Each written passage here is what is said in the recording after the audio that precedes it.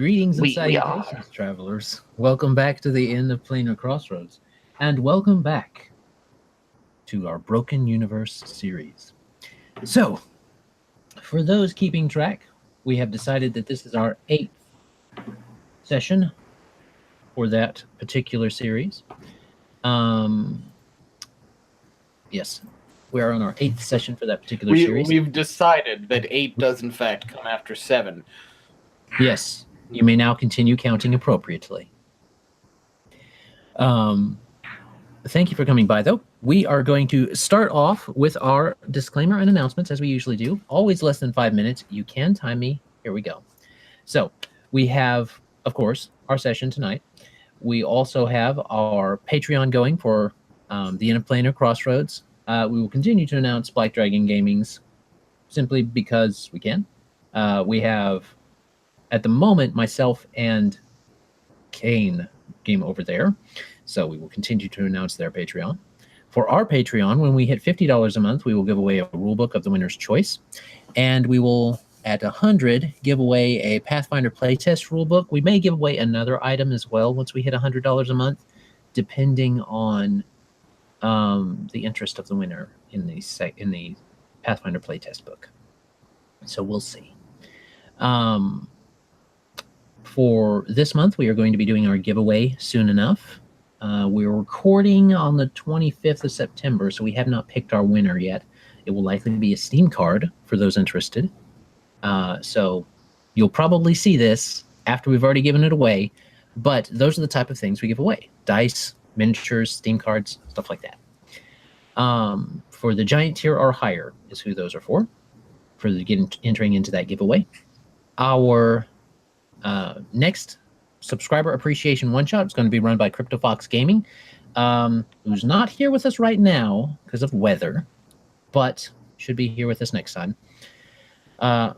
It's going to be run at 400, and as of this moment, we're at 392-ish, so we're only like 8 away from getting him to run a quite an interesting scenario that has been baked up. So we've been dropping hints the whole time that we've been almost the whole time we've been announcing it. So if you've been watching for a while, you might have guessed kind of the idea about it. But otherwise, no. Final announcement is that we are going to be doing a special type of game. I'm going to pitch it. I'm going to see what the guys think tonight after game. If they want to do a one-shot in late October, or if they want to do a full month of something in October that's different. We will see. We'll let them think on that a little bit. But all that said, let's get gaming. All right. So everybody remembers what happened last time, right? Right? Yep. I'm sure Kane remembers it in detail. Yep. Let me consult my notes. 3 breastplates, 12 javelins, 6 neck splitters, 2 falchions. That's what happened, right? That's everything that happened. That's what happened. You know, nothing about Lucia's character almost dying or anything. That's not in my notes. I have some Atlantean coinage. Tibelda's indestructible. Never happened. More javelins. I'm pretty sure that was important to the plot. Yes, quite important. So last time, they were traveling towards the woods, following the Green Wolf, and the Green Wolf vanished as they came closer to, as Tibelda and Jarrko came closer to a little camp with a single individual there named Mama Moody. And she was something of a seer, fortune teller, individual type person. She lived out there by herself and was pleased to have visitors and was able to sniff out, as it were, their problem with being out of time. And it was quite an interesting thing to let them see that. And she had a particular personality that was recognizable for some. She had a a way of talking that really was able to set things off, and she was able to tell they were out of time and were far away from where they should be, and so on and so forth. So they were able to get a little bit of information. They found out that they indeed had time traveled. That some kind of interaction between the magic of a shattering dragon's tear thingy, a bobber like glass bubble gem that the procurer gave to Cashew when he shattered that against the sarcophagi, it's sarcophagus. The sarcophagus of the general of something. You guys can consult your notes. Some kind of flux happened. So when that happened, they were sent back in time, and Tibelda had been phasing in and out away from herself, kind of splitting and pushing away from herself in the past, and that's what kind of set off that discussion. They discovered that was because of that shift, that forced shift back in time. It seems to be affecting everyone a little bit. So far, Jarrko, Cashew, and I don't think Jarrko or Cashew. No, Cashew has had it happen to him as well. The only person who has not had the shifting happen to him is Jarrko. So there is that to think about. They finished their visit with her, during which time Cashew was the one that was phasing. When they left, Cashew stopped phasing, and it became Octarian who was phasing in and out. And long story short, they decided to take the road through the woods, which would lead them past some slave encampments, but some escaped slave encampments, but was faster to where they wanted to go. They did encounter some ex-slaves, some ex-orc slaves, who were somehow related to Tibelda in a long roundabout way. And all said and done, they survived. It was hard fought, but they survived. And they were able to make it. Now, Octarian, who was phasing during this time, and by that we mean Tommy wasn't with us at that time, he performed really well, considering that he wasn't there. I mean, he did all right. And everybody else was able to survive and fight as well. So, no one died. But as we come into the present time, we find that the battle has taken its toll on Jalurie, and she is currently having that phasing go on with her. And it seems to be getting worse with Octarian. He and his horse are also shuddering through reality. So, what do you want to do? We're going to say that you looted everything, guys. So we don't have to RP that out. Yeah, well, I mean, we wrote it all down. We got to get help for Octarian and Jalurie. Jalurie, that one. Gallo.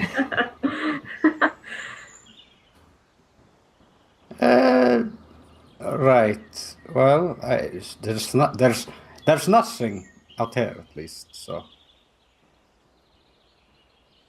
hopefully there's something in Antelia. Yeah, because we're on our way to somewhere. Some places. On the road, on the road, Let's keep going. Let's get out of here before, I don't know, wolves show up to eat these orcs, and then we have to fight them. Okay. That would be bad. So I believe I have you guys on the correct map. Yes. Low level party, the pack of wolves. No, it's a bad time. It's Yeah, everybody's got a story about fighting a pack of wolves. we're on Atlanta. Trip. Yeah, Atlanta a Voltama. It's just Atlanta. It's Atlanta. I really debated calling it that because I knew somebody was going to say it's Atlanta, but I mean it's that's what Atlanta is named after, Atlantis. So I had to go for it. I had to just put it on there. Anyway, oh, by the way, So- viewers, if you are interested in seeing our maps or the character portraits that we use or things like that, you can let us know and we can possibly put them up in a photo album of the campaign on Facebook in a specific campaign folder album if you'd like that. But you gotta let us know that that's what you want. Otherwise, One person. It takes one person to make a comment. We do. Just please like us. There's one person like us. Peeps. All right, Peeps, get up in here. They're like, album, do it up. yo, do an album. Do an we keep album. asking- Drop we your keep next asking for a CP. parody. We keep saying we're going to do a parody album, but I don't know, Lucia. How do you sing? You're the only female in here. Your voice is important to the harmony of the new parody album. That's bad news. Oh I don't no! Oh no! It's ruined now. Oh, there's always auto-tune. If Kesha can sing, I can sing. shots fired. Okay. All right. So you guys are on your way to Antelia. It's probably going to take you a little bit to get there, even with the information that you got from Mama Moody. So you can probably make it to the edge of the forest today. So you can make the choice of whether you want to stay in the woods today or journey outside the woods for your camp, but you probably will need to make camp today. So it's up to you guys.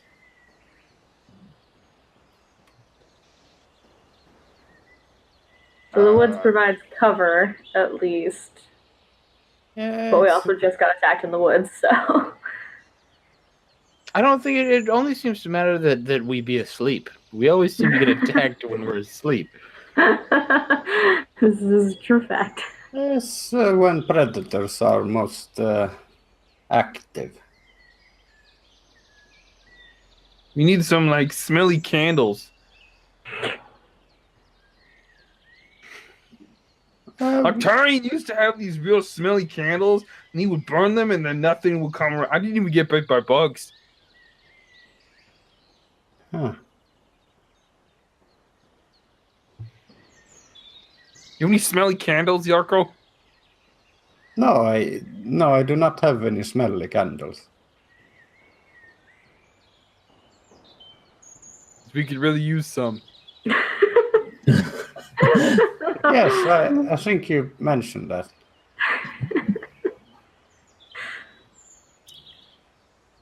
All right. During this So- time, It's sleep in the forest, and what's our other alternative? What's our other option? you Sleep can on sleep the in the plains. forest. Yeah, sleep in the forest or sleep in the plains. It'd be a lot harder to sneak up on in the plains. Assuming everyone makes their perception checks, yes. I don't know, as long as no one fucking falls asleep again. Nat No. ones. It's easier to be detected in the plains, but it's also easier to detect in the plains. Yeah, it goes both ways. Well, Jello Shot can't even do anything right now because she has been resting in the. She can't roll to fail because she can't fail because she's Ooh. not going to be watching today. She is shuddering and separating and then coming back together in the same way that she had before and others had before. And you guys are familiar with this. This is that there's no term for it that Mama Moody gave, but it's this summoning sickness or something like that that happens. when things are forced without proper magical means between two places, especially through time. So, It's late. Altarian is doing the same thing. So, Okay. I vote planes. Yeah, sure. I'm down. All right, let's do it up. Yeah, I guess we're traveling down wherever the fuck it is we're going until it is dark and outside. okay. So you continue on, and you're able to get a little bit more travel in with being able to travel into the plains. You don't seem to get any hitches come up in the plan. You're able to find a nice spot off of the road, and you don't encounter any more bandits or escaped slaves or anything like that.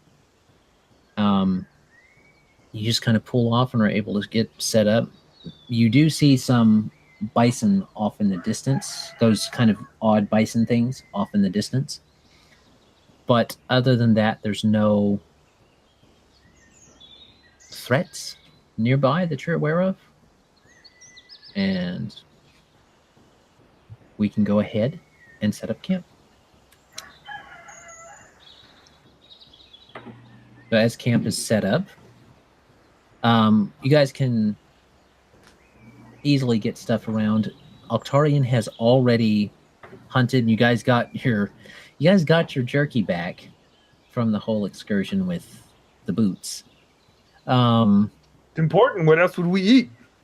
Oh, what's for dinner? Let's see. Jerky. Okay. We seem to have this problem in every campaign. We need some variety in our diet. You have no idea how constipated we're all going to be. No. My kidneys are screaming. You actually haven't passed any bodies of water on this trip, so it's not. I think I got it. Yeah. What do you have? What are you doing? What's going on? I didn't pick it. What? I didn't pick great water for today. No. Well, that's fine. Because to your north, you guys are making camp and stuff like that. You hear a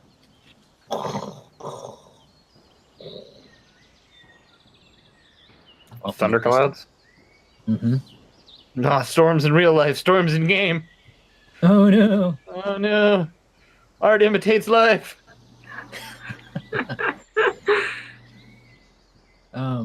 And as you guys are setting up, you realize that you are going to have to. It's not moving super fast, but it will get to you today. And as you think about it, it's kind of surprising that you guys haven't had any rain in the other 2 days, considering that you're technically on an island, and they get that close to the sea. You almost always get rain at least once a day. Mm-hmm. So you're overdue for a nice little downpour. During the night or during the day? You guys stop pretty close to dark, I would say. I would venture to say you wouldn't want to stop necessarily in the light. So by the time you set up and eat, you're probably going to need to bed down someplace dry, whether that's in the wagon or you get your tents up. It looks like a fair storm, but not one that's going to necessarily cause any problems. Okay. Does Cashew have a tent? Did I remember? Did we bring them? Were they in the wagon? No, we didn't. I guess we're all sleeping in the wagon then. We can't. There's not enough room. No, you say that, but we can sleep dog pile. Cashew on bottom. Otherwise, Cashew will crush. Cashew will smush. Oh, Cashew doesn't want to smush you. All right. you guys are able to get all the food prepared that you want to prepare. If you're going to do watches, then we need to go ahead and get those. You can roll those while I explain what's about to happen for Octarian. Octarian tries to set up with everyone, but he continues to feel that weakness that's associated with the summoning sickness, the shuddering of the different parts of him. And Cashew and Tibelda would know what it feels like to feel that. It feels like all the parts of you are moving really fast, but you're moving so slow. Like part of you's excited and jittery, but your reactions are sluggish and weak. And he tries to help and stuff like that, and his horse seems to be suffering from the same fate. And he gets down and he moves a few things around, he helps. And as you guys are finishing up and starting to get into the wagon, he kind of slows down and he says, Cashew, Yeah. what do the coins say? Oh. Okay. Well, I mean, I know what's gonna happen. It's all tails, baby. Oh. Oh shit! Art does imitate life. It's 3 tails. That's not good, Octavia. No. That's not good. We need to get you somewhere fast. Right. Fast. And as he says that, you see a final and lightning goes in the distance. And as you blink from the light, there's this kind of wave that hits your face, and there's no more Octarian where you once saw him. I don't feel so good, Mr. Stark. Octarian!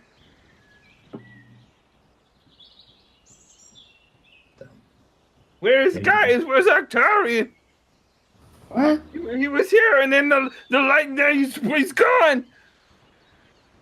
He was struck by lightning. No. No.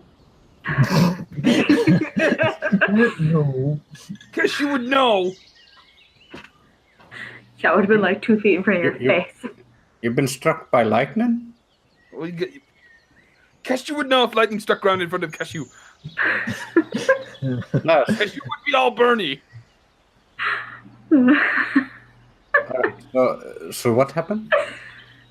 I seen it happen to Uncle Pistachio. And he survived. It's a strong ogre.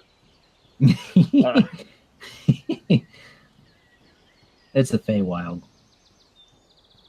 Yeah, strong ogre or weak lightning. We're not sure what.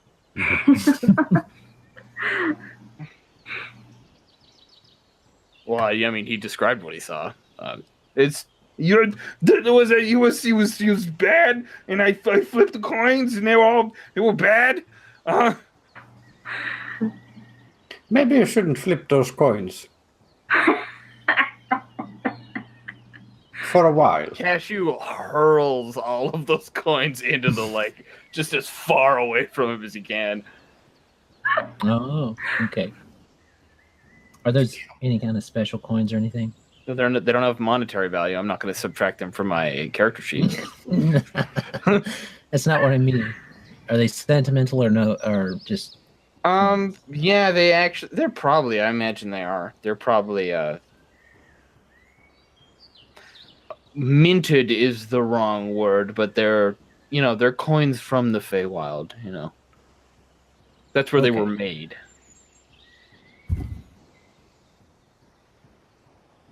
Okie dokie. All right then. you continue to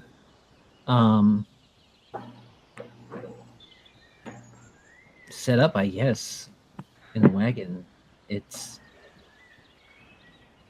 a bit strange, and you see Jalurie's face kind of pale in a moment of non-phasiness. Her face kind of pales as she looks at what happened and thinks about what happened to Octarian, and she doesn't get very she kind of not very talkative at the moment. Don't worry. It's fine. We'll find him. He just went somewhere when the lightning flashed, and it was a trick of the light. I guess you will find him. And like Cashew's fucking bound and determined, probably for the better part of like the next hour, maybe 2 hours, to find where Octarian went in this wide open field. Okay. Yeah. You can make me a perception check. He's like looking underneath the boars and checking underneath the wagon. I'm not gonna make you a perception check for a dude who's dead. Hide in plain sight. I rolled an Hide in natural plain 20. Octarian's alive. You know. You don't know what I. This is surprised horse you gone. before. I mean, I might find something else. I rolled a 15. Plus. I'm an expert. 18 total. 18. You get out and you start looking around. Cashew is able to search about a bit, but the rain does start not long into your looking. Not long after that lightning flash, the rain decided to start to pip, pip, pip, pip, pip under the canvas of the wagon. So you started to look around a bit, and it started to come down a bit more, and now it's killed the fire, and you guys are... As rain starts to come down. With an 18, you see hoof prints where he was, and then you see one where he kind of shifted and moved, and then the one after that seems to be spread out, like something, like the prints were pulled in two directions, and then nothing. Like dragged through the ground, sort of thing. Yeah. What you would expect to see is if something had drug something standing up, had been drug one way, but also the other. Okay. And you see that. And you see laying there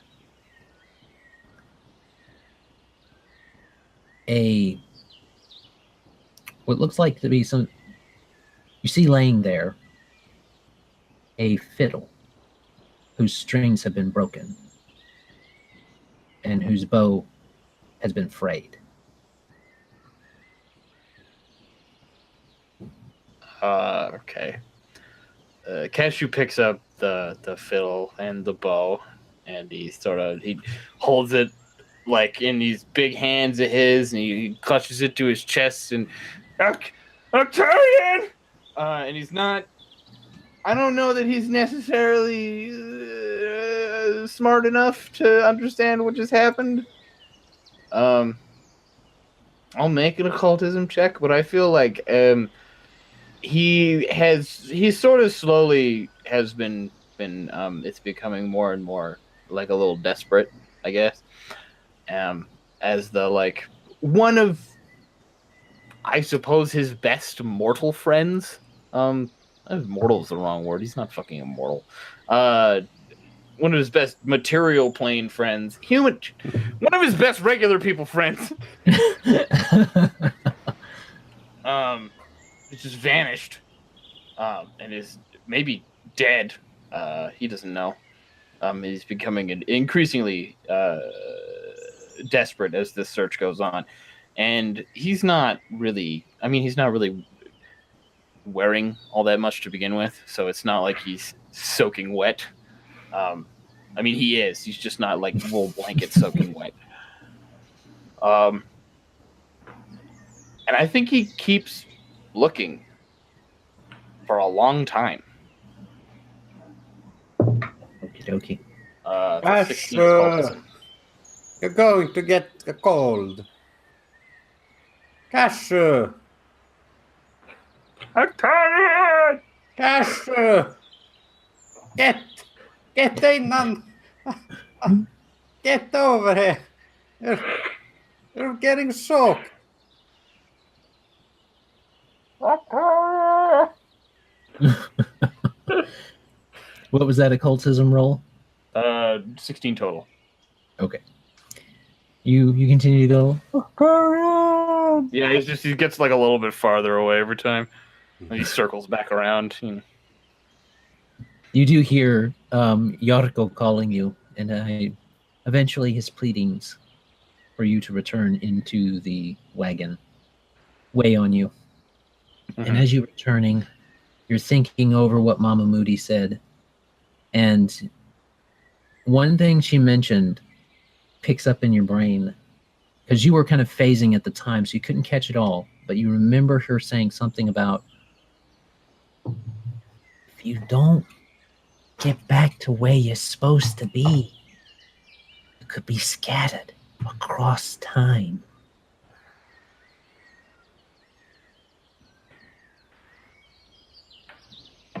So, there you go.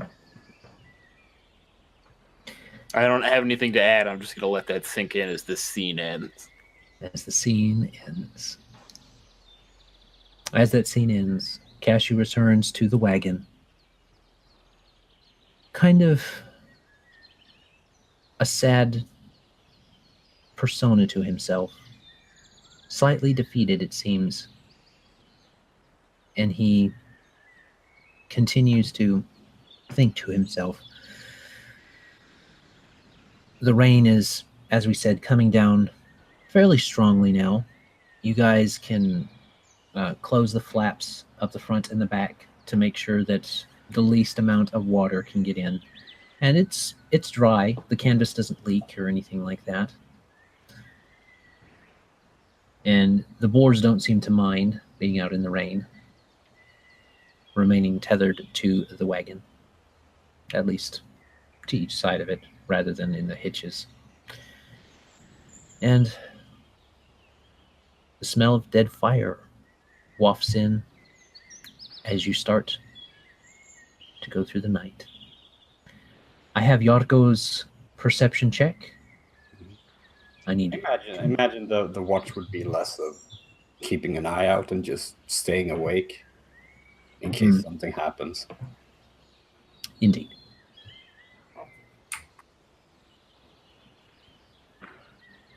All right. So the watch goes on. Jarrko's, I believe Jarrko goes first anyway, and then Cashew, and then Tibelda, if I remember right. So we'll need Cashew's next, and then Tibelda's. Jarrko, as you look out, your dark vision helps you. You're able to look around. It kind of lightens up probably an hour before your watch ends. And as it does, the clouds are still overhead. And way off in the south, you see a light kind of reflecting off the low clouds of this particular rain. It's not a light you're very familiar with. You don't get a lot of city light pollution, as we would call it nowadays, from cities in the future. There's not usually enough light in the cities to cause that type of light pollution because they all got lamps or something. But there's enough down south that you're getting some light from what you're guessing is Antelia.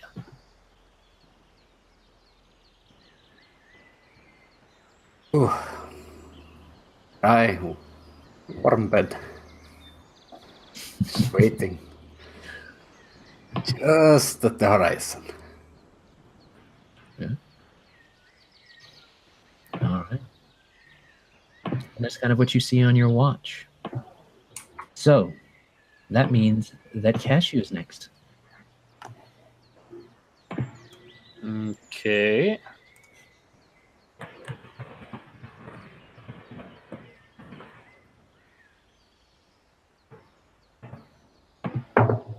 Oh, so loud. That is. Why do I keep forgetting where my bonuses are? 13. 13. You kind of look around and out, and you see something kind of hazy down in the south, but nothing that you're really worried about. By the time you really get to start into your watch, a lot of the clouds started to clear out. So as they cleared out, a lot of that haze is gone for you to see that same light, though you kind of see something down there. But as opposed to Jarrko, who got a good idea, that's probably a very large place to have that much light coming off of it, especially in this time period. You look about and you don't really see that much. You kind of poke your head out once out the side to kind of look around, and one of the hogs shakes. Oh, it's mud and wet into your face as you kind of look out. But other than that, not much. And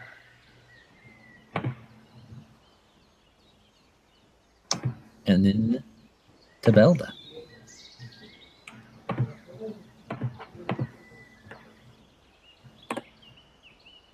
$15. All right. Tibelda, you get about the same as, well, you get to see some of the dawn coming. And those sunrises that you're used to are ones that usually have some dense fog and some hills and lots of trees and things like that. But this sunrise, as you see it, the clean smell of the rain continues all the way into your morning part of your watch. And as you're watching the sunrise, it gets that brightness that comes when you're close to the ocean. And as it comes up, it's very red and bright. And the haze starts to come up from the ground with the condensation of the different, with the rain and the different temperature happening with the sun. And as it does, it dances across all of that to make a golden carpet to meet the road and where you are. And as you look around, it's almost like you're standing in that golden haze as it starts to rise. And for just a little bit, there's some rims of purple until it gets high enough to bleed them out. Pretty, but creepy. There you go. There we go. So Cashew gets mud in the face, and then Tibelda gets a nice, pretty sunrise. So. Cashew's just taking the last watch. Yeah, that's been pretty much summarized how Cashew's last 12 hours have gone. All right. So morning has come. There's still no sign of Octarian. Jello Shot is still phasing.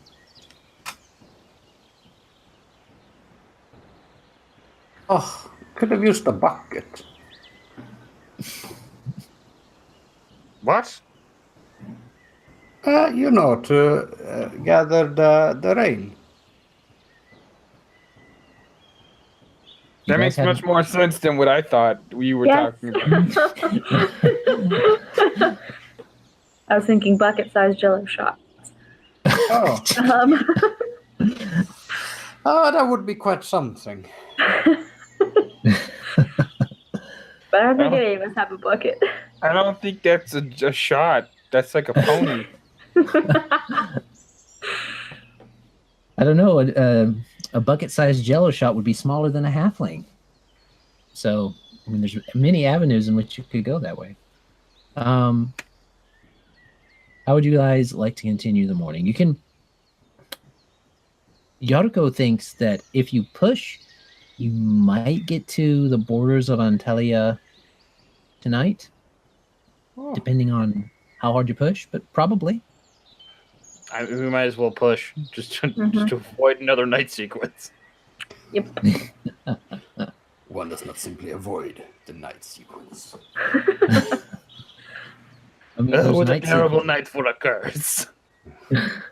those night sequence, man. I mean, they're all flashy and sparkly and stuff like that. I mean, They make it really these hard to rooms- sleep. All right. I think we try and push it and get like a proper bed, hopefully, instead of a soaking wagon. You know? Yeah, it sounds good. Also, Also, probably. I was kind of thinking, you all had this thing to you, you know, the shifting, and I haven't. So I'm just like, I've been thinking, right? That's because your player hasn't missed a session yet.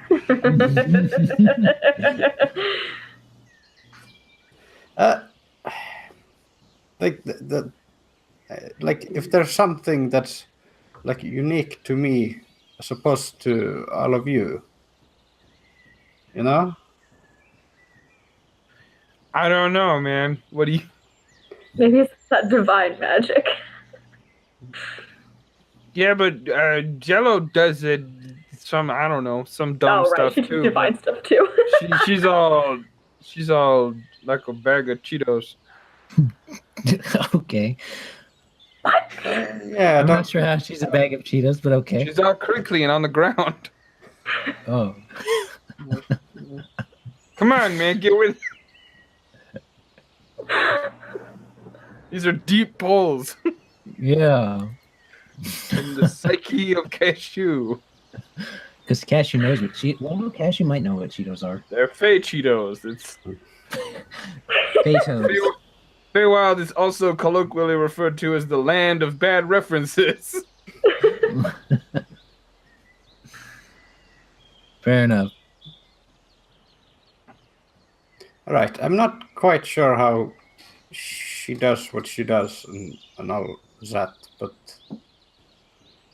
there could be something to it.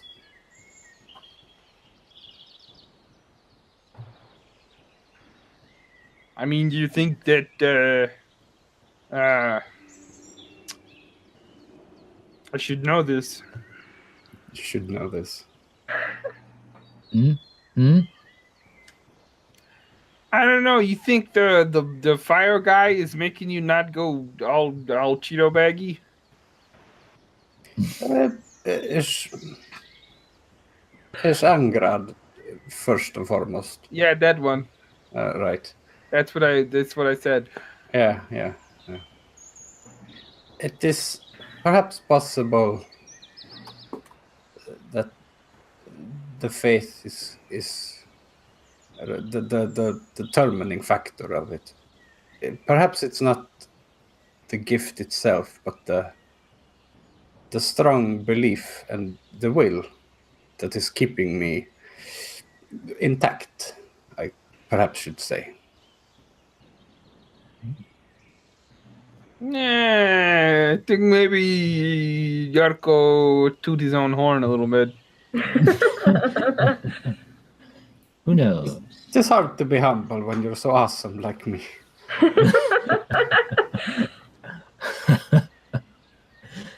There you go. I mean, truer words were never spoken. I mean, just throwing it out there. All right.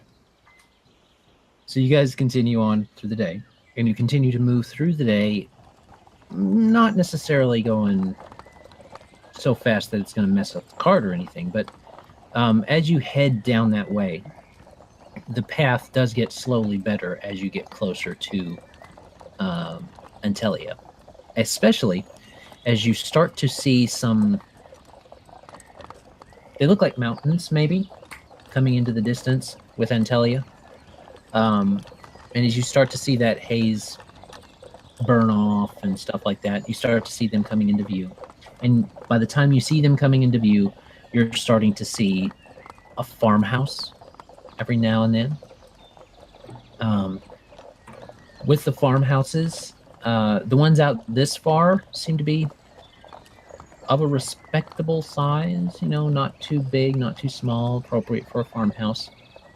But as you start to get closer and closer, and those mountains start to get closer and closer, you realize that you're getting the farmhouses are no longer farmhouses necessarily.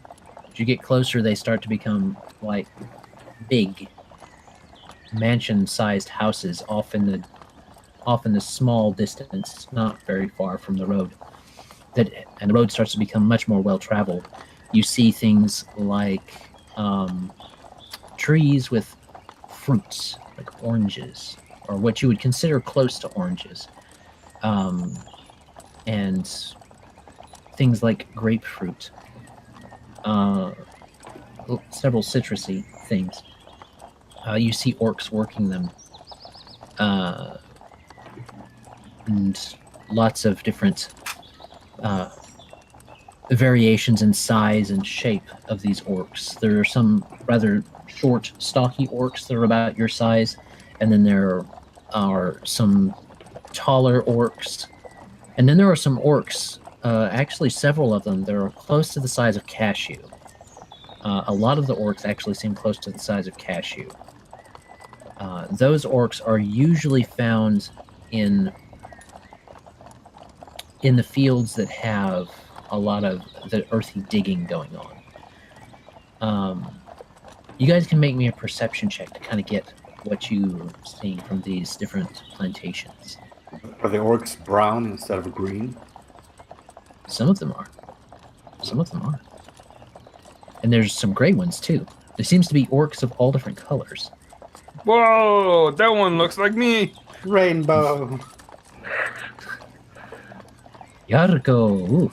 Tibelda's too busy. She's kind of stroking Jalurie's hair, saying it's okay.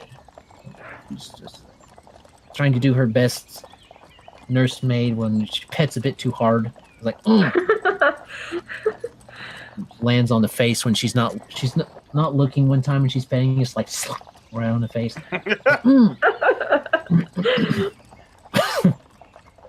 But, sorry, what are we rolling? We're rolling a perception check to kind of see what information you're getting from this trip, unless you decide to stop and talk to somebody. I mean, as we're going past one of the gray orcs, Cashew probably be like, "Do you know Mama Nutt?"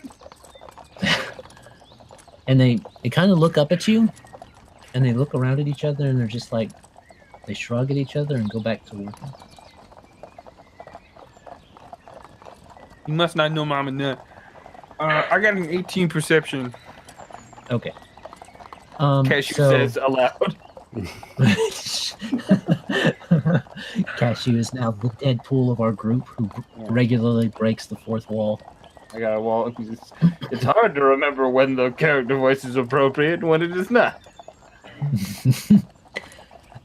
So Lucia, like we said, doesn't get a lot of information. She looks around and she sees these individuals, but she doesn't really get much from it.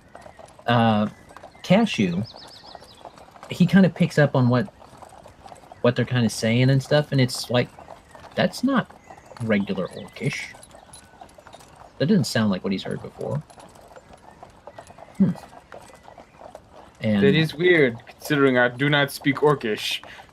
but you've heard it. It's kind of like hearing German as regular orcish, and this sounds a lot more like Swahili. Those don't sound anything alike. I know. It doesn't sound like orcish. At least you get that from the shorter, usually brown but sometimes gray, usually brown but sometimes green orcs. They seem to be speaking that predominantly. And then some of the mid-sized ones speak that too, but then the larger ones speak something closer to the orcish that you recognized. But you can't really pick anything up. You're just kind of noticing those sounds as you're moving through the fields and stuff. Jarrko, you see, you pick up, and you can definitely pick out 3 distinct dialects of orcish that's being spoken, none of which you've heard in your past life when certain individuals would come to visit your family that were of that lineage, they didn't speak this type of Orcish, but you are able to recognize those 3 different types of it, those 3 different dialects. And as you do, it's like they all have different similar things going on, but none of them are the same as what you've heard before. You also are able to see an occasional full elf, a very, very stocky full elf in the fields with the orcs. They're usually closer to y'all's size.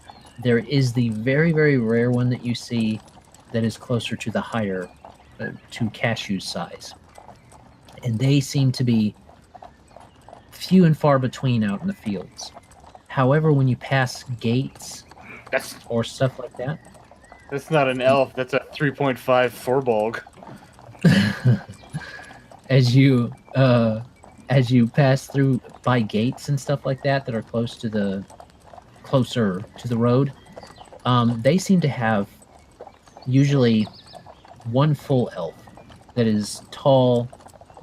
He can be lithe or he or she can be lithe or not, and they seem to stay there, and they watch you pass, and they give a polite hailing signal, but they have a kind of puzzled look on their face whenever they see you driving, or Cashew kind of poke his head out or stuff like that, and they kind of look at you a little bit odd as you're passing by. We are from the future. Yeah. The future. Oh, also with that 24, there's something different in the cart. Mm. You can't quite put your finger on it right yet, but you've noticed something. So if you want to pursue that, you can. Otherwise, we can move on. Inside the cart, or They look kind of like that. That's a Furbolg? Yeah, from 3.5, that's what they look like. Really? Yeah, Well, they're that's not- basically like huge elves. They That's weren't not- all necessarily blue-skinned. I think that's like an Arctic Furbolg, but That's not actually far off from a Forded that are in the north part of this area. So they do look a lot like that, yeah. for anyone watching who hasn't played a lot of 3.5 Dungeons & Dragons, Furbolgs were basically lesser giants in earlier editions. They kind of look like big red-headed elves. Or if you sometimes played they Banner were blue. Saga. Oh, yeah. Well, they don't... Yeah, I guess. That's true. They're closer to the things in Banner Saga. Yeah. Well, they're just giants in Banner Saga, aren't they? Mm-hmm. Technically. I am stuck halfway through the second one. There you go. We'll have that discussion later. Yeah. Banner Saga aside, yeah, you notice that you can't put your finger on it right yet, but there's something different about your wagon. Aside from that, the journey seems to go further on. So you can pick it out now, or you can wait until you get to Antelia. It's up to you. If someone can take the reins. Nah, guess you can drive, unless Tibelda wants to. Tibelda can try. You're probably no worse at it than I am. That's fair. Tibelda will drive since she did not see anything. Okay, it's pretty easy. So you switch out spots in between your passing a field, and you guys switch out spots. Yes. All right. So you do that, and you guys say what? What's going on, Jarrko? It's something caught my eye. So, if you can hold the reins for like some time. For an indeterminate amount of time. Tibelda takes the reins. Ah, Of course she does. Big meaty hands. Takes it. All right. go and look. Okay. It's not a very Strong, big look. independent, potentially filthy woman. I think the potentially is kind of out of the way since she hasn't had a bath in at least 3 days. Yeah, we are definitely still a little bit covered in gore. Yeah. Yeah. Cashew's the cleanest out of the four of us, and that's because I was running around in the rain for an hour.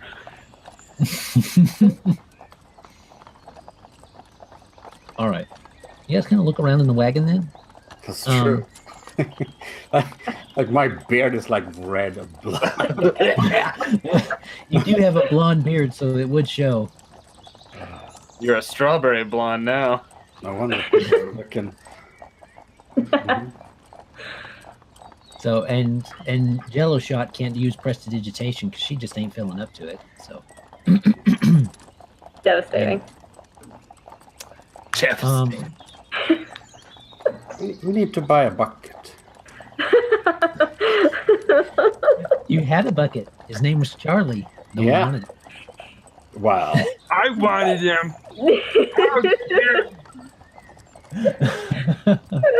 Hey, I barely got to interact with Charlie. Don't ever speak to me or my son ever again.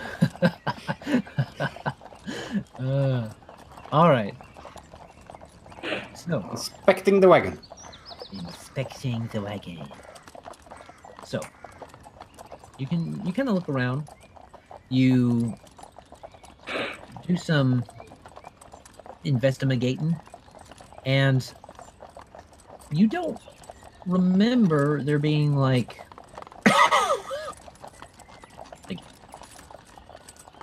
you were certain that there was a single chest on, like, not a chest, container on the side of the wagon. You know, like it had a an outside pocket, basically. Like a planner It was box. made of wood. Yeah, I guess. Yeah, it kind of hung on there.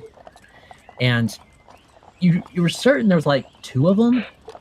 You got like 5 on here now. There's like, well, you have 2 more. You have 2 and then 2 on each side of the wagon. And then there's like a small little chest on the back. In the back or like on the outside back? Hanging on the back. Like if you close the, like when you had the things closed, you couldn't see back there. All right. You could peek out. But It's like a trunk. Mm-hmm. So like someone trunk on the came trunk. out in the night and reverse B&E'd us. They placed a bunch of mimics on our They did wagon. some minor carpentry.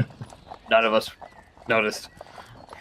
They wrote legendary carpentry. They just craft legendary carpentry. No one notices that it's all there. They cut down the tree, dragged it over to the wagon, pieced it out into planks. Cashew, Yeah. where you come from? Does like wooden containers just appear on like structures? I don't understand the question. All right, never mind then. And like that silence is in character. He just like stares at you for a couple of seconds 'cause he has no idea what you mean. It was a long shot, and as soon as I said it, I too don't really understand it. Like they grew? Like mushrooms? Sometimes you get mushrooms and they're like shelves, but they grow on trees. All right, but this wagon is wood, right? So What- could it be yeah. grown? I so see could it how grown? you make that correlation. Yes. Found that word in a book yesterday. Jello had to tell me what it meant. Oh, didn't know you had the book. Someone had a book. Don't question the bit, just accept it. There was a flyer. Just flew out there, way into the woods. Yeah.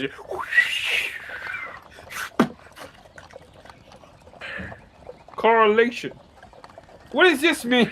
What does this mean, What does it mean? I read it correctly on the first try, but I don't understand. And she's like, no, that's coronation. No.